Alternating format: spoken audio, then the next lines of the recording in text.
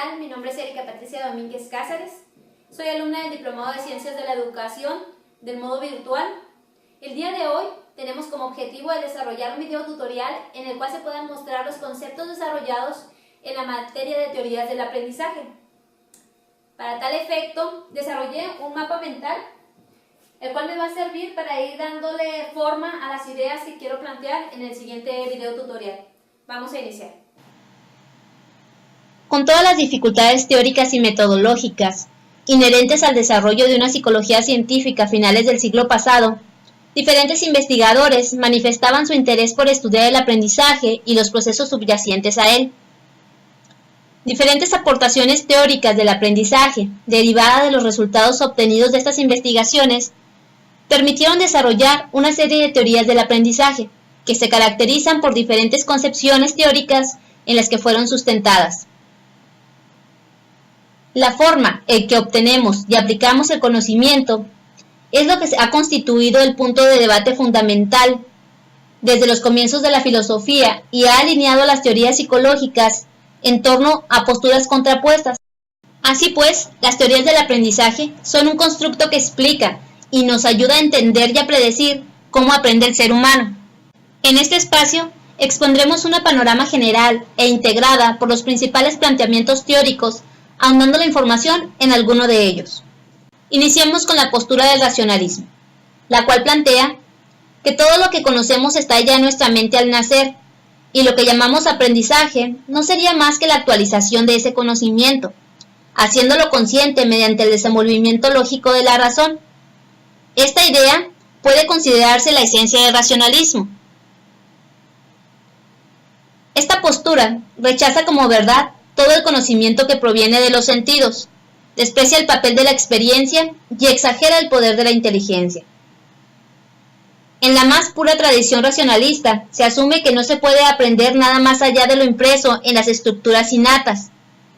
Se daría un enriquecimiento de las mismas, una ampliación de su campo de aplicación, pero no habría una verdadera transformación de tales estructuras en otras.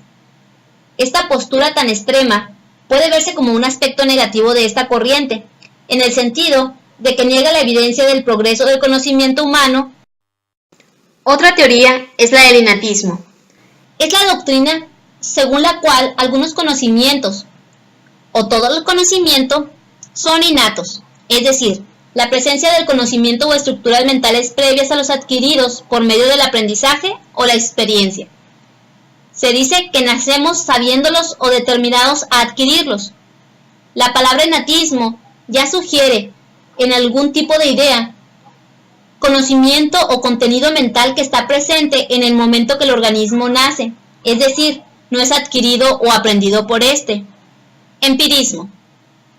Como bien es sabido, es el movimiento antagónico al racionalismo, iniciado por Aristóteles, que lo propone como el auténtico método de conocimiento. El empirismo toma esta experiencia como base de todo posible conocimiento. Esta teoría filosófica enfatiza que la experiencia es la base de todo conocimiento, no solo en cuanto a su origen, sino también en cuanto a su contenido. La siguiente teoría es la del conductismo. La teoría del conductismo se concentra en el estudio de las conductas que se pueden observar y medir. Enfatiza la influencia del ambiente en la conducta del individuo. La conducta es la adición total de las respuestas aprendidas o condicionadas a los estímulos. Esta teoría es mecanicista o determinista. Al proceso de aprendizaje se denomina condicionamiento, el cual puede ser condicionamiento clásico o condicionamiento operante. En el conductismo, los objetivos educativos son establecidos por el docente. Estos deben de detallar la conducta observable que se espera medir. Aquí el alumno es una tabla rasa que recibe información del maestro, cumple órdenes, requiere constante aprobación, es pasivo en el proceso de enseñanza-aprendizaje. El conductismo pretende que el estudiante responda a los estímulos ambientales y que se convierta en un ser autodisciplinado. El aprendizaje es gradual y continuo. Cuando se logra que el estudiante dé la respuesta adecuada en función del estímulo, consiste en una forma de cambio del comportamiento. El docente es un sujeto activo, el cual dirige todo el proceso de enseñanza-aprendizaje, diseñando el proceso de estímulo-respuesta y los refuerzos, castigos o estímulos adecuados. El alumno tiene un papel pasivo. Para aprender depende de los estímulos que reciba del exterior. Aprende gracias a la memorización y a la repetición, aunque no asimile conceptos ni comprenda y los olvide rápidamente. Algunas personas claves en el desarrollo de esta teoría conductista puede ser Pavlov, Watson, Thorndike y Skinner, haciendo mención al trabajo de Pavlov y Skinner. Iván Pavlov, representante del conductismo clásico, fue filósofo ruso, el cual es conocido sobre todo por la formulación de la ley del reflejo condicionado, que desarrolló después de advertir que la salivación de los perros que utilizaba en sus experimentos podía ser resultado de una actividad psíquica. Al efecto realizó el famoso experimento consistente en tañer una campanita inmediatamente antes de dar el alimento a un perro, para concluir que cuando el animal estaba hambriento empezaba a salivar en cuanto oía el sonido habitual.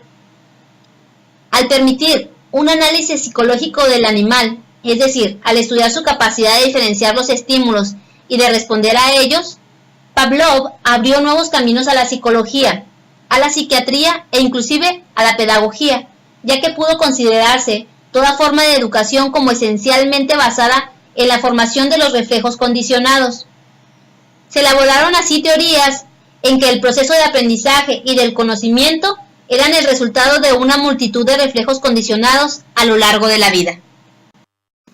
Skinner desarrolló la teoría psicológica del aprendizaje, que explica la conducta voluntaria del cuerpo en su relación con el medio ambiente, basado en un método experimental.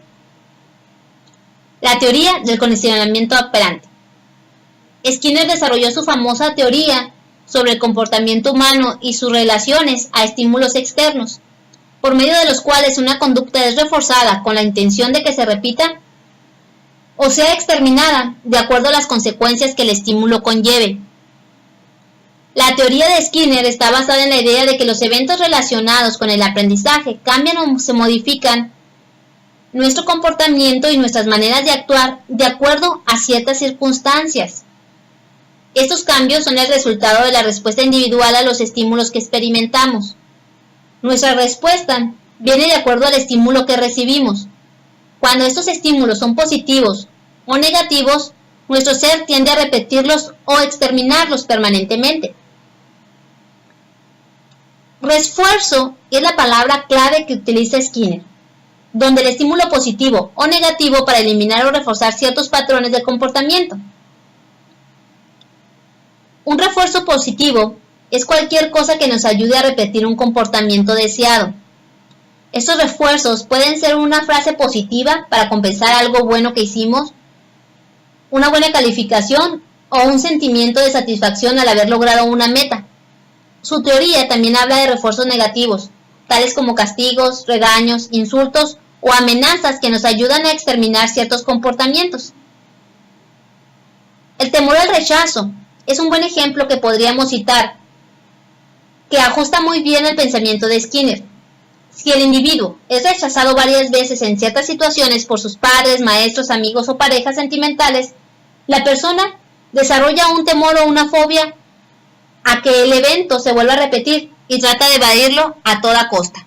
Una teoría más de la cual haremos mención es la del constructivismo. La idea principal del constructivismo es que el aprendizaje humano se construye. Su conceptualización se ha plasmado de una manera más influyente en lo que han sido las teorías del desarrollo, especialmente a partir de la atribución de un papel activo del sujeto.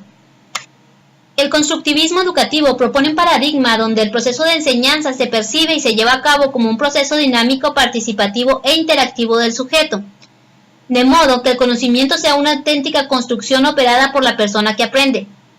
Así pues, postulan la necesidad de entregar al alumno herramientas que le permitan construir sus propios procedimientos para resolver una situación problemática, lo que implica que sus ideas se modifiquen y siga aprendiendo. Todo esto por medio de la realización de actividades que son de utilidad en el mundo real.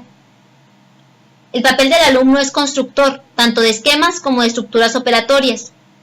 Él es el responsable de su propio proceso de aprendizaje, construyendo el conocimiento por sí mismo. Aquí el papel del docente debe de ser de un moderador, coordinador, facilitador y mediador, al mismo tiempo participativo, es decir, debe contextualizar las distintas actividades del proceso de aprendizaje. Entre teorías del constructivismo, hemos de resaltar como representativas las de Piaget y Vygotsky. El primero desde un enfoque predominantemente individual, mientras que el segundo con una perspectiva declaradamente social y contextual. Piaget se centra en cómo se construye el conocimiento partiendo de la interacción con el medio. Su teoría psicogenética aborda la forma en que los sujetos construyen el conocimiento, teniendo en cuenta el desarrollo cognitivo. Por el otro lado, Vygotsky se centra en cómo el medio social permite una reconstrucción interna. La instrucción del aprendizaje surge de las aplicaciones de la psicología conductual, donde se especifican los mecanismos conductuales para programar la enseñanza del conocimiento. Se planteó como objetivo explicar científicamente todos los procesos psicológicos, desde los más elementales a los más complejos. Vygotsky, con una formación dialéctica y una conceptualización marxista, pero no dogmática del mundo, pensaba que una psicología científica debería de dar cuenta a las creaciones de la cultura. Defendió siempre el papel de la misma en el desarrollo de los procesos mentales superiores, considerándolos de naturaleza social. El planteamiento del origen social de los procesos psicológicos llevó a Vygotsky a un nuevo enfoque en la valoración del desarrollo mental del niño. No se debe contar solo con la capacidad actual del niño, sino que también es preciso cuestionarse hasta dónde puede llegar si el contexto social y cultural lo hacen avanzar. Esto lo llevó a formular el concepto de zona de desarrollo potencial, el cual es entendido como la distancia entre el nivel actual de desarrollo, determinado por la capacidad de resolver independientemente un problema, y el nivel de desarrollo potencial, determinado a través de la resolución de un problema bajo la guía de un adulto o en colaboración con otro compañero más capaz. Este concepto implica la conceptualización de desarrollo como una interiorización de instrumentos proporcionados por agentes culturales en interacción. Tales principios han sido de gran importancia para el desarrollo de la práctica educativa y clínica, continuando hoy con vigencia y aplicación. La teoría genética de Piaget es uno de los ejemplos más claros de integración y fundamentación de una teoría en una epistemología, siendo el conocimiento científico el patrón que Piaget utiliza para establecer la validez del conocimiento. Piaget aplica el modelo biológico de la adaptación a la inteligencia o conocimiento.